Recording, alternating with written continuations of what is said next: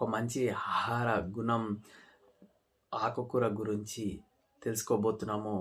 ఆకలి లేని వాళ్ళకు ఆకలిని పుట్టించే ఒక మంచి ఆరోగ్య గుణం ఉన్నటువంటి ఈ తోటకూర గురించి ఈరోజు మనము తెలుసుకోబోతున్నాము. ఈ తోటకూరలో విటమిన్స్ ఏ, సి, కే దీంట్లో పుష్కలంగా లభిస్తాయి. ఏ విటమిన్ ఉండడం వల్ల కంటి చూపు మెరుగ్గా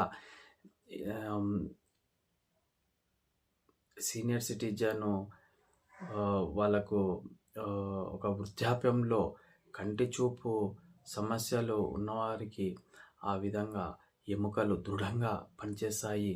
ఎంతో చర్మం సౌందర్యంగా కాంతివంతంగా ఉంచుతుంది. ఈ తోటకూరని చాలామంది ఉపయోగిస్తారు, కాకపోతే చీఫ్గా తీస్తారు. సో ఈ తోటకూరని మనము ఒక చారు పులుసుగా పెట్టుకోవచ్చు. పాలకూర ఏ విధంగా చేసుకుంటాం సేమ్ అదే విధంగా పప్పు చేసుకోవచ్చు. చట్నీ రూపంలో నెయ్యి వేసుకొని రొట్టెకు అన్నానికి ఎంచక్కగా తినొచ్చు. ఐరన్ కంటెస్ట్ ఫైబర్ ఉండడం వల్ల గుండె ఆరోగ్యానికి ఎన్నో ఎముకలకు దృఢంగా పనిచేస్తాయి.